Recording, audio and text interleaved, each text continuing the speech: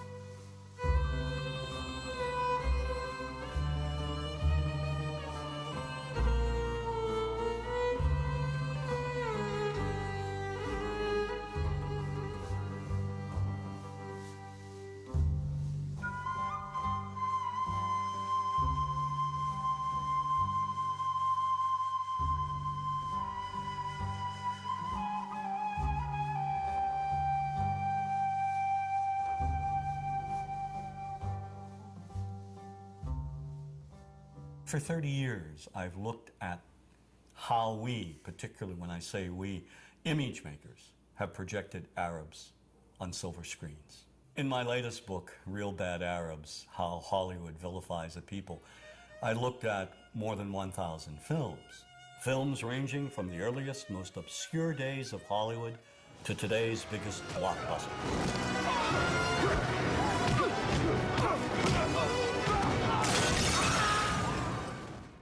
And what I tried to do is to make visible what too many of us seem not to see, a dangerously consistent pattern of hateful Arab stereotypes. Stereotypes that rob an entire people of their humanity. All aspects of our culture project the Arab as villain. That is a given. There is no deviation.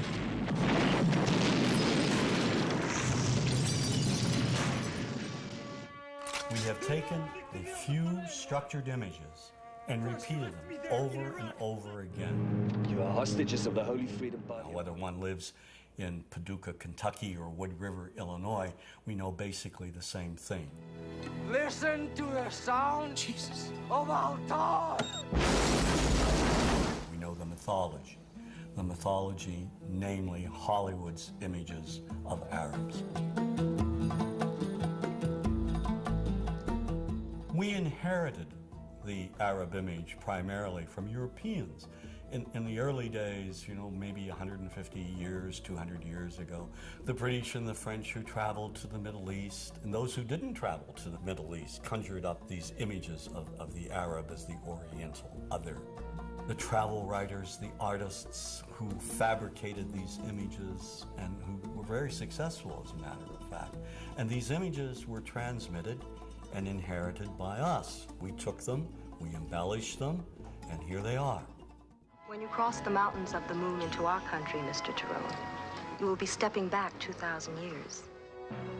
We have this fictional setting called Arabland, a mythical theme park. And in Arabland, you have the ominous music, you have the desert. We start with the desert, always the desert as a threatening place. We add an oasis, palm trees, a palace that has a torture chamber in the basement. The pasha sits there on his posh cushions with harem maidens surrounding him. None of the harem maidens please him, so they abduct a blonde heroine from the West who doesn't want to be seduced. Since the founding of the State of Israel in 1948, when we visit Arabland, our support has never wavered. We must be aware of the instant American Alibaba kit. has made it clear whose side we are. What we have the property masters of Hollywood going around, and they're cladding the women in see-through pantaloons, belly dancing outfits. They're giving the Arab villains scimitars, these long, long scimitars. We see people riding around on magic carpets, turban charmers programming snakes in and out of baskets.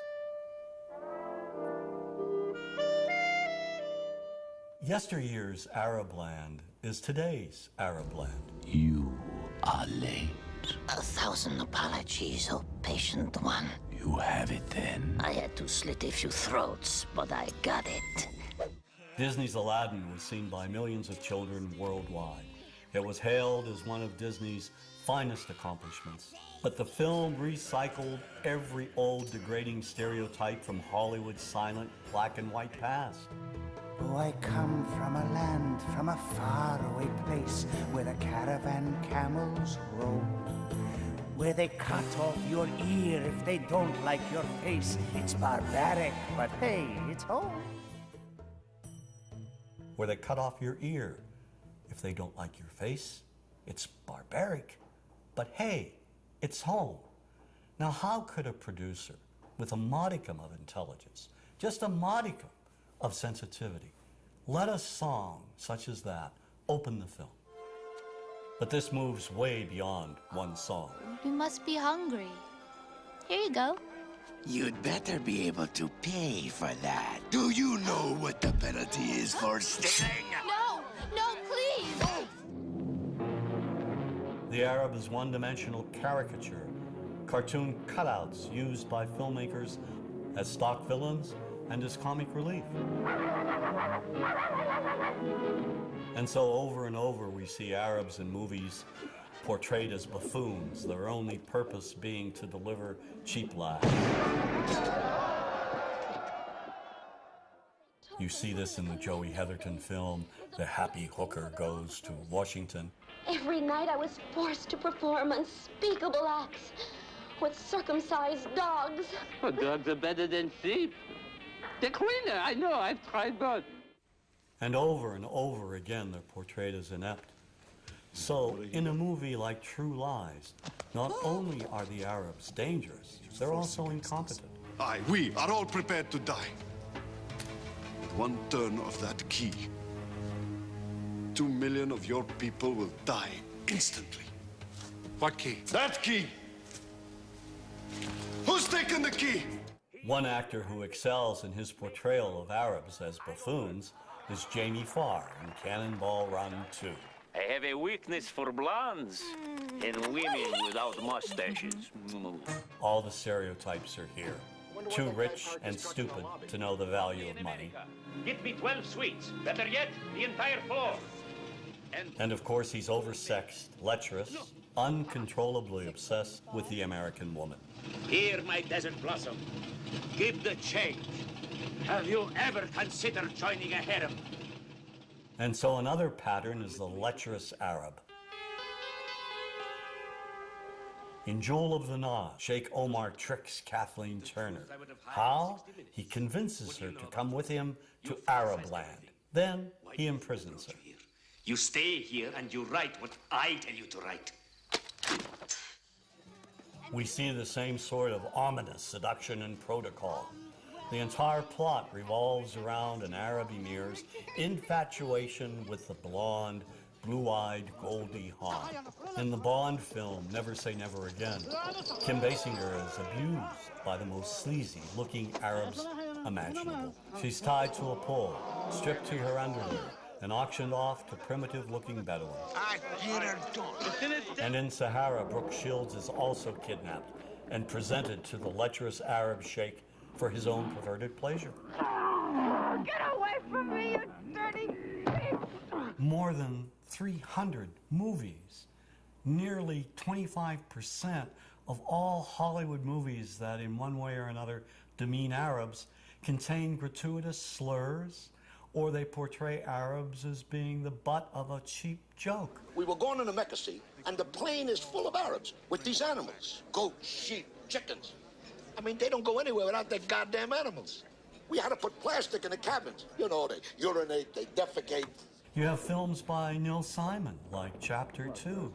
The beginning of the film, the protagonist arrives back from London, and his brother says, "How was London?" And he says, "Full of Arabs." How was London? Full of Arabs.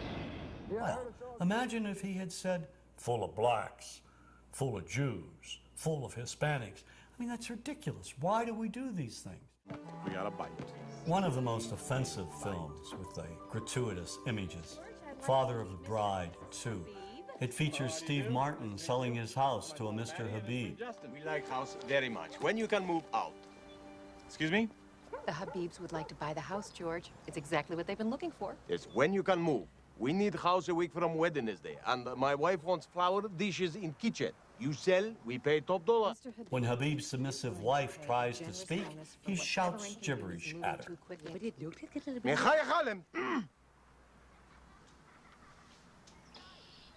And then he offers Martin a $15,000 cash bonus to move out in 10 days. Making real estate history here, George. When Martin tells Mr. Habib that he doesn't want to sell the house after all, he finds Habib's wrecking crew there, ready to demolish his beautiful home. And in a scene that calls to mind one of the most degrading stereotypes of the Jewish people, Mr. Habib demands an extra $100,000 to sell the house that he has owned for just a day back to Martin. You want me to take out a loan on something I owned free and clear just 24 hours ago? Well, that is up to you, George. Your path, your fence, your memories. Now, if you looked at the other Father of the Bride films, Elizabeth Taylor, Spencer Tracy, there were no Arabs or Arab Americans. So why does Disney inject these horrific, sort of offensive characters in Father of the Bride Part 2? It's the same reason that in Gladiator, the slave traders who kidnap Russell Crowe and bring him back to Rome are Arabs. I mean, this is ridiculous. I mean, why does Hollywood inject Arabs, scenes of Arabs, and or slurs demeaning Arabs in movies having nothing to do with the Middle East? So you're sitting like I am, for example, watching Back to the Future about a mad scientist. And yet, early on in the film, we see these ugly, inept Libyans with machine guns in a parking lot trying to gun down the protagonist. I mean, why?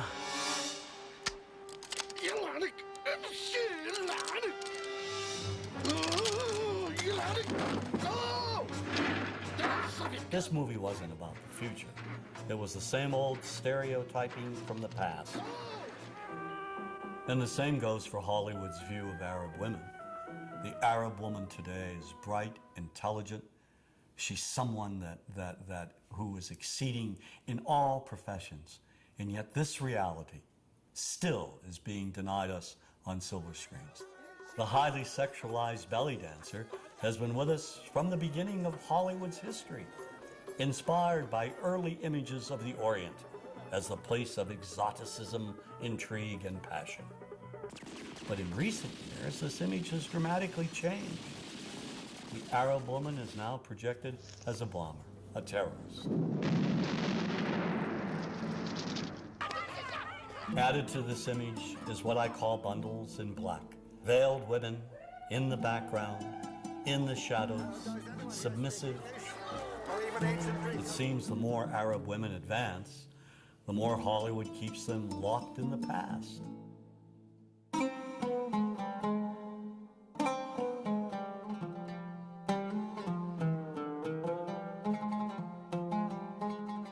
Politics and Hollywood's images are linked. They reinforce one another. Policy enforces mythical images help enforce policy.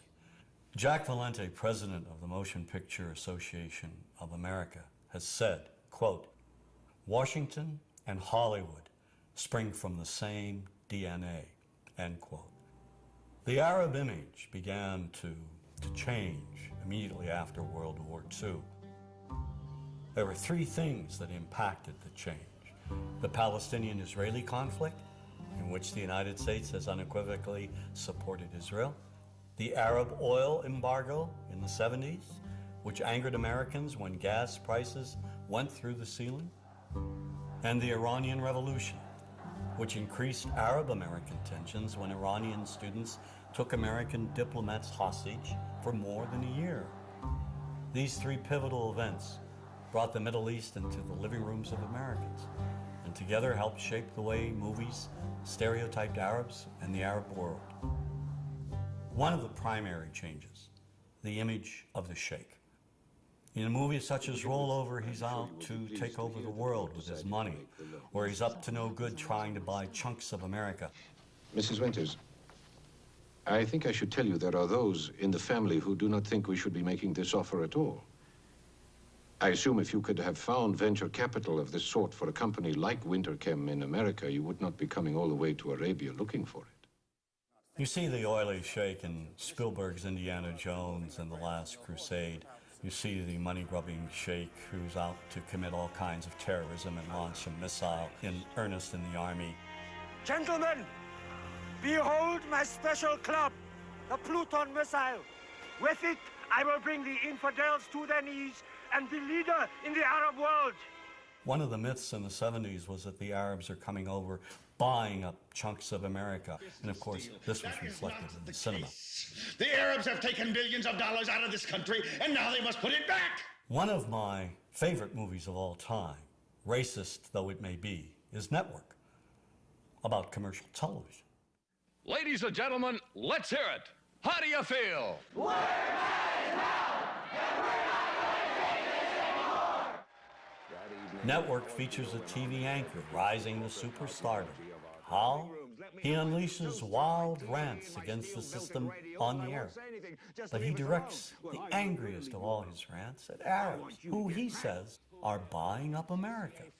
They're buying it for the Saudi Arabian Investment Corporation. They're buying it for the Arabs. The anchor, Howard Beale, calls on the American people to rise up and stop the Arab buyout of his TV network. Listen to me, goddammit. The Arabs are simply buying us. There's only one thing that can stop them. You. The rage of Americans in response became one of the most famous scenes in movie history. I want you to get up out of your chairs. I want you to get up right now and write a telegram to President Ford saying, I'm as mad as hell and I'm not going to take this anymore.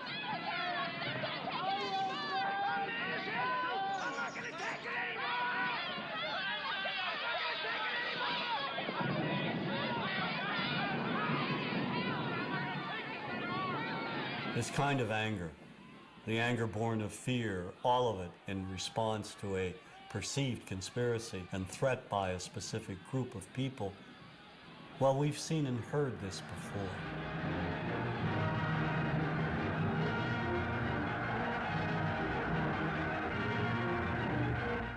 If we look at the anti-Semitic propaganda of the Nazis, at its core is an identical type of economic threat. This economic myth even made its way into children's books. Sadly, the popular image of Jews in Nazi propaganda resembles the popular image of Arabs in some of our most beloved Hollywood movies. The only difference being that the Arab usually wears a robe and headdress.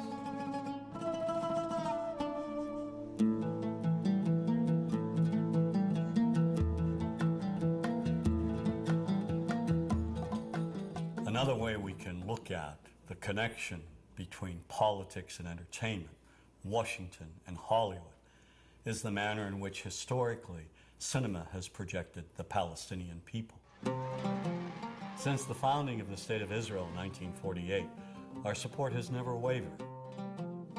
Every American administration has made it clear whose side we're on. In contrast, Washington's policymakers have failed to support the millions of Palestinians who have been made refugees and who have lived lives of poverty and squalor as a result, while policies impact opinions. So equally unjust is how Hollywood has presented the conflict. Movies repeatedly depict Palestinians as terrorists, making it seem that all Palestinians are evil. Made in America, Colonel.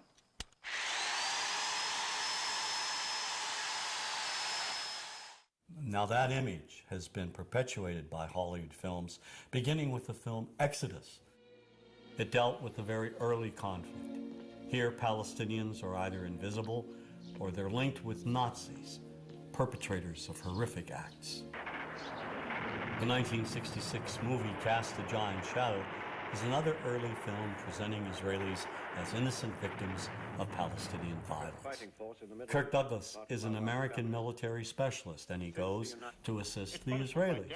Some of the dialogue in this film reads like it came straight from the public relations department of the Israeli government. Now, here's a country surrounded by 5 Arab nations ready to shove them into the Mediterranean. No guns, no tanks, no friends, nothing. People fighting with their bare hands for a little piece of desert. The Palestinians in this movie are the lowest of the low. We see them solely as vicious gunmen, wide-eyed maniacs. They will kill anyone, anywhere, anytime, for any reason.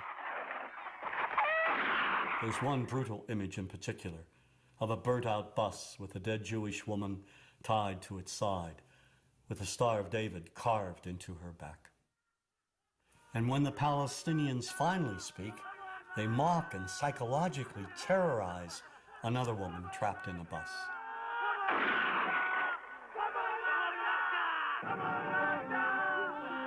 Well, if we jump forward a decade to the film Black Sunday, the Palestinian terrorist is now a woman. Striking where it hurts them most, where they feel most at home. She flies the Goodyear blimp into a Miami stadium and tries to wipe out 80,000 Americans at the Super Bowl. She cold-bloodedly eliminates anyone in her path.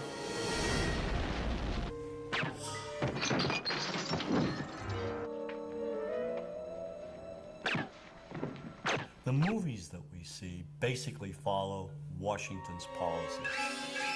It's reflected in the cinema over and over again, particularly during the 1980s and the 90s, where you had perhaps 30 films which showed Palestinians as a people who were intent on injuring all Americans.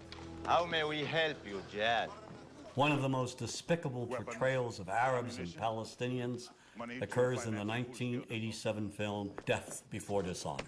First, they murder a guard,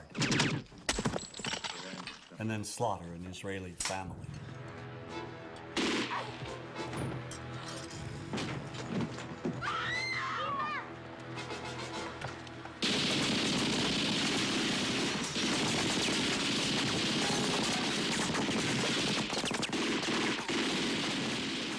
They kidnap and torture an American Marine, and in cold blood execute another.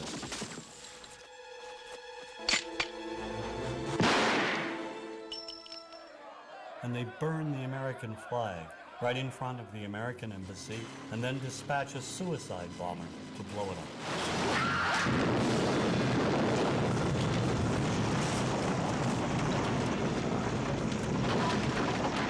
One reason we've not been allowed to empathize with any Palestinian on the silver screen is due to 2 Israeli producers, Menachem Golan and Yoram Globus. These 2 filmmakers created an American company called Canon, and they released in a period of 20 years at least 30 films which vilify all things Arab, particularly Palestinians. They even came out with a film called Hell Squad, showing Vegas showgirls trouncing Arabs in the middle of the desert.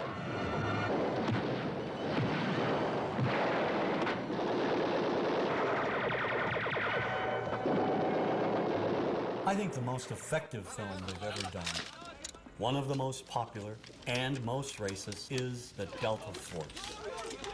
Here, Palestinians hijack a plane and terrorize the passengers, especially the Jewish ones. Pick out the passport with Jewish names. There is no form of communication more powerful than film in creating propaganda, and Golan and Globus took it to another level. Certainly American producers play a role in vilifying Palestinians. I mean, perhaps the most anti-Palestinian film is True Lies. This apparently is the same group which just detonated a nuclear bomb in the Florida Keys. Crimson Jihad will rain fire on one major U.S. city each week until our demands are met. This film is shown on television almost every week, over and over again. It is part of our visual heritage. Give me the key. Come on, child. You don't want to die, do you? Give me the key. And you won't get hurt! I give you my word! No way, you wacko! And we never see Palestinians who suffer under occupation, Palestinians in refugee camps, Palestinians who are victimized, who are killed, innocent Palestinians. These images are denied us. Now, why are they denied us? Is there an unwritten code in Hollywood saying we cannot and will not humanize Palestinians? I mean, why can't we humanize Palestinians in the same manner in which we humanize Israelis? Is not the life of a Palestinian child, media-wise, Hollywood-wise, politically-wise, as important, as humane, as valuable as the life of an Israeli child? And if the answer to that is yes, why can't we see that on silver screens?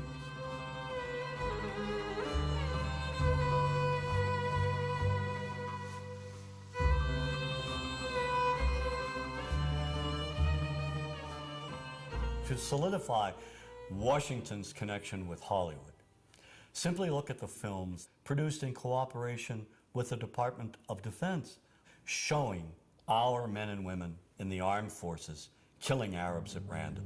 Like Iron Eagle, where a teenager goes over and bombs up an Arab country. You know, just learns how to fly a jet overnight.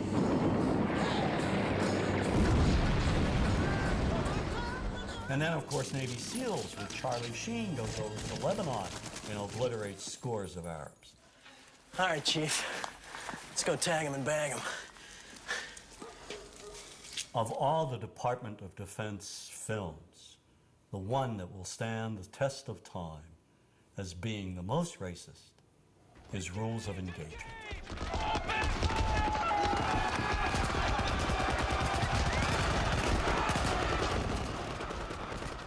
The film was written by former Secretary of the Navy, James Webb.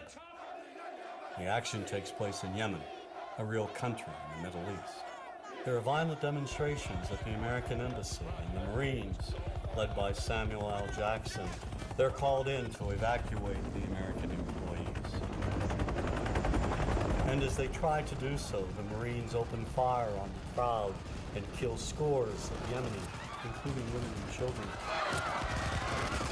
And in the investigation that follows, Tommy Lee Jones, the lawyer who represents the Samuel Jackson character, goes to Yemen to investigate.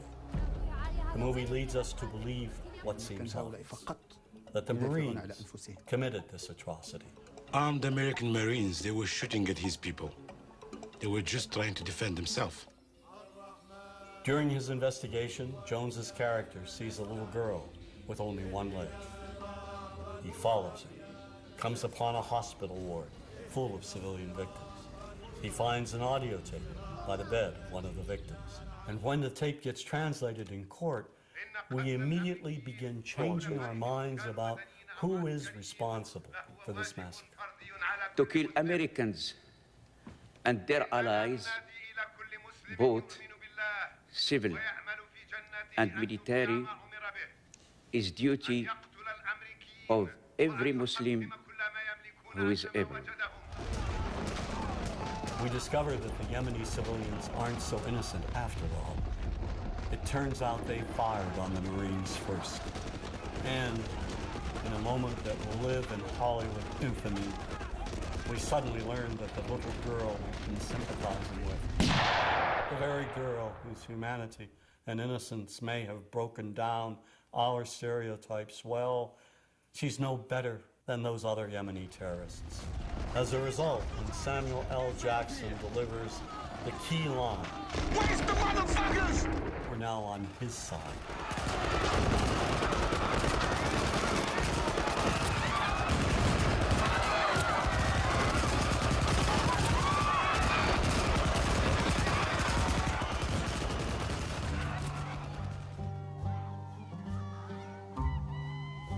Why does this matter?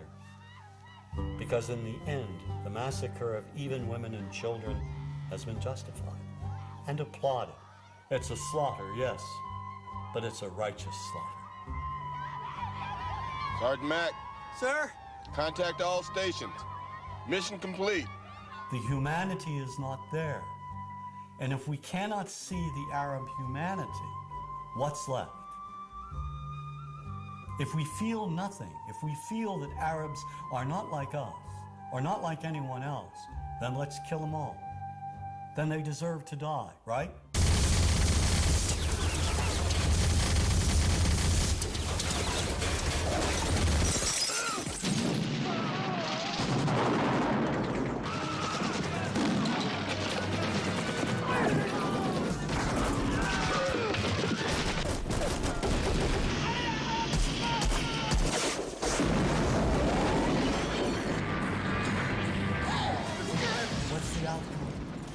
What do Arabs think of us that see these movies? Because these movies are rented 25 cents American in each movies, showing us killing them. What do they walk away with? Does this bring us closer together? Does this advance peace, or does it separate us? You're fired.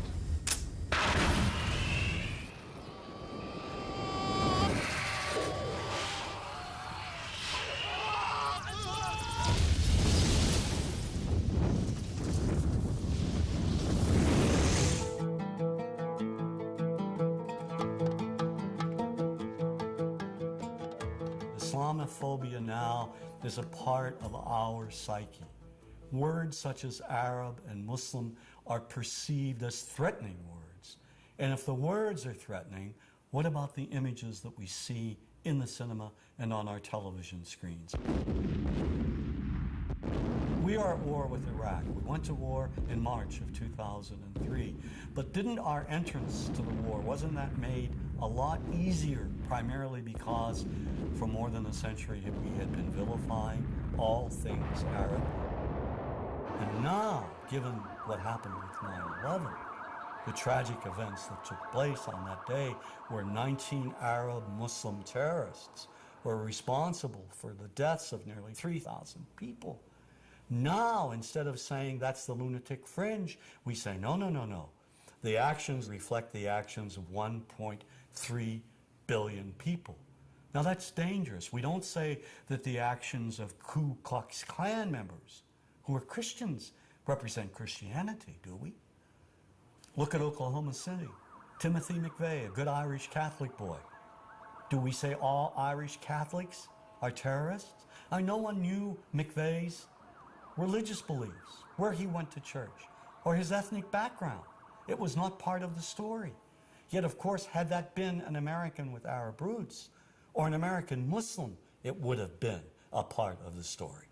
Remember that when news of the bombing broke, reporters and politicians, nearly everybody, rushed to judgment without any proof whatsoever.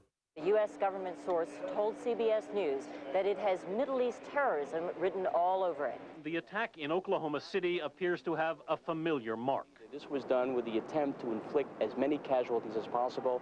That is a Middle Eastern trait. The fact that it was such a powerful bomb in Oklahoma City immediately drew investigators to consider deadly parallels that all have roots in the Middle East. ABC News has learned that the FBI has asked the U.S. military to provide up to 10 Arabic speakers to help in the investigation. The stereotype has become so widespread that it's become invisible to people, and the reason being is that we've all grown up with these images. Just look at television. We now have TV shows telling us that, in addition to the Arab terrorists over there, American Arabs over here are also terrorists. Then there's Showtime's Sleeper Cell. Here, a sinister network of Islamic groups operates on American street corners. Any homeless man could be part of this network. Even Western-looking Arabs are part of this anti-American conspiracy. We're at war with America, period. And we're going to win that war by convincing enough Americans through the spread of fear, insecurity, and terror to change their ways. And the best way to teach that lesson is by attacking them where they live, work, and play. And this paranoia runs deep. Just take a moment and flip through some of our most popular religious channels. Islam, a religion of 2 billion members that's growing by 50 million people annually. Nearly every major terrorist network in the world is led by Islamic fundamentalists. Islam is, as we have seen, a religion that teaches the violent subjugation of all non-Muslims. It promises paradise to terrorists and makes the vilest deed a thing of beauty in the eyes of Allah. So when innocent Arabs are killed, when they're bombed, maimed, wounded, when they're tortured in places like Abu Ghraib, is it really any surprise that we don't feel any compassion? Or worse, make light of it? This is no different than what happens at the Skull and Bones initiation, and we're going to ruin people's lives over it, and we're going to hamper our military effort. You ever heard of emotional release? You ever heard of need to blow some steam off? Well, yeah, sort of like hazing, a fraternity prank, sort of like that kind of fun. But the point is, everybody's been saying that this came from the top. We don't care about them. We've been preconditioned to think that those innocent civilians, clones of Al-Qaeda and Saddam Hussein, are one and the same and do not merit our sympathy, our understanding. And that's very dangerous. According to the FBI, hate crimes in America targeting Muslims or people who just appear to be Middle Eastern surged in the aftermath of 9/11. Since 9/11, if you are an Arab American or a Muslim American and you go to an airport, you're automatically profiled. Numerous thousands of Muslim Americans were rounded up and detained without due process. Many people, particularly immigrants, lost their jobs. This college student who asked not to be identified says a recent meeting with police left him feeling like a criminal. I was just very scared, anxious, nervous, and I just wanted to get it over with. He was one of several thousand men of mostly Arab descent who were interviewed. So there is this cloud, with the hate crimes, with the profiling, with being rounded up. Again, I think this illustrates the power of film, that in spite of the reality, in spite of the material that we know to be true, we still embrace the mythology. The mythology is still a part of our psyches. Stereotypes take a long time to wither away. And for many of us, we're comfortable with our prejudices. We don't want to change. We've grown accustomed to this face.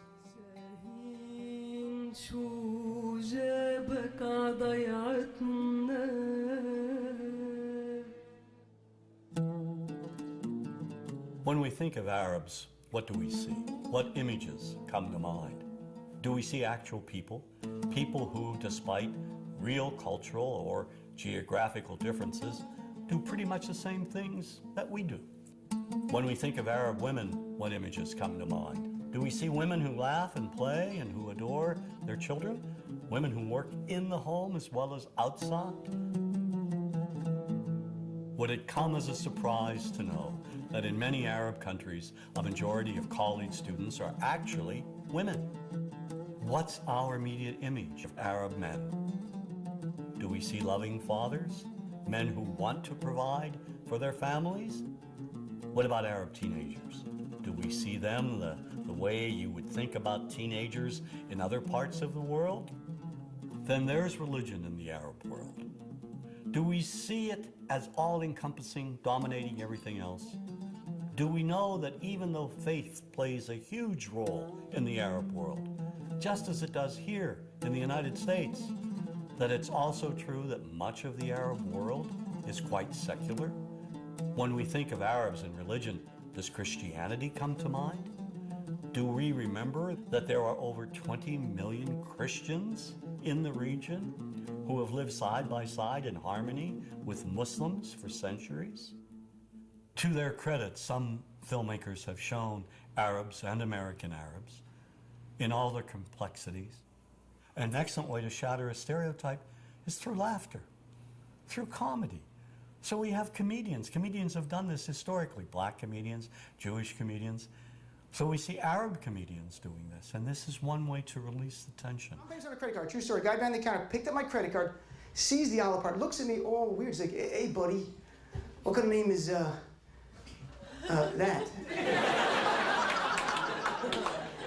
I'm like, well, sir, it's an Arabic name. He goes, what does this mean? So I'm like, well, translate it to English. It means peaceful, friendly Arab. But he's not happy because, yeah, what Arab country's your family from? So I tried the most peaceful, proper one that he would like. So I'm like, we're from the same Arab country that Aladdin is from. To his credit, Michael Moore in Fahrenheit 9/11 in the DVD includes a scene with this comedy coming out. My name really is Ahmed, and I can't fly anywhere. All you white people have it easy. You guys get to the airport like an hour, 2 hours before your flight. Takes me a month and a half. Security's gotten so bad now I just show up to the airport in a G-string. I'm like, how you guys doing? The character I read for was terrorist number 4. Not number 1, not number 2, number 4. And I was already well into my comedy career at this point, so I didn't take it that serious. And I read my lines way over the top.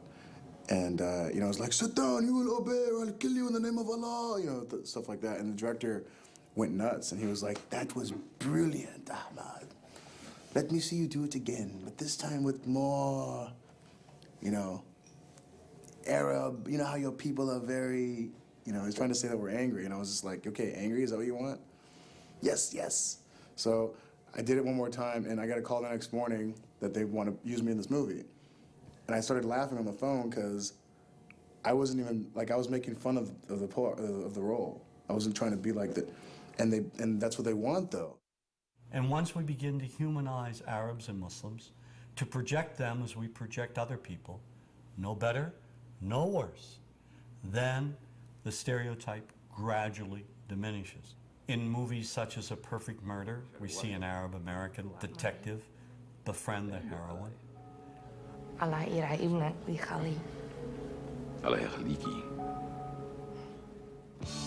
Then there's Three Kings, a movie I served as a consultant on.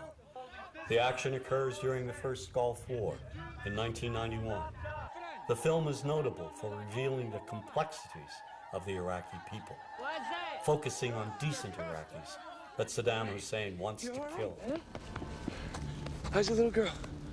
She's safe for now. Outstanding, excellent. How can we help you? There's mutual respect in this film.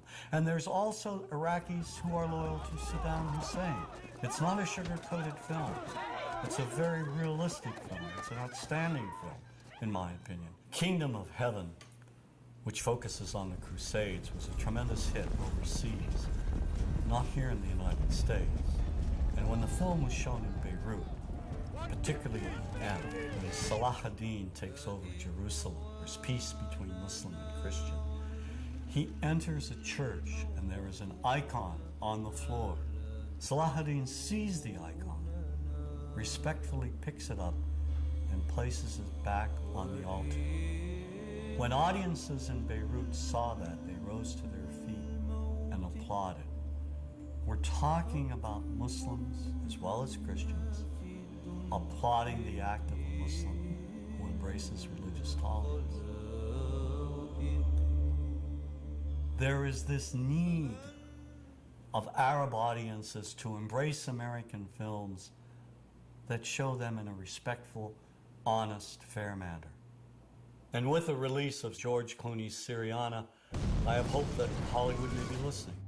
The film has some unflattering yet honest depictions of Arabs, but it also presents an Arab prince as one of the film's few decent human beings. The British-educated prince wants to bring democracy to his country, and his ideals get him and his family murdered. I want to create a parliament. I want to give women the right to vote. I want an independent judiciary. I want to start a petroleum exchange in the Middle East. I'll put all of our energy up for competitive bidding. I'll run pipe through Iran to Europe like you proposed. I'll ship to China. Anything that achieves efficiency and maximizes profit. Profit which I will then use to rebuild my country. Great, that's exactly what you should do. Exactly. Except your president rings my father and says I've got unemployment in Texas, Kansas, Washington State. One phone call later, we're stealing out of our social programs in order to buy overpriced airplanes. Another example of this kind of humanity and respect is found in Hideous Kinky, a film about an English woman, played by Kate Winslet, and her 2 daughters in Morocco. Winslet's relationship with her Moroccan lover is beautifully and lovingly displayed. And when she doesn't have the money to return home to England with her daughters, he makes hard sacrifices to make it happen. There's a tender and moving scene at the end. The Moroccan catches up with the train they're on to say goodbye, to wish them well. We see the warmth and love that exists between them.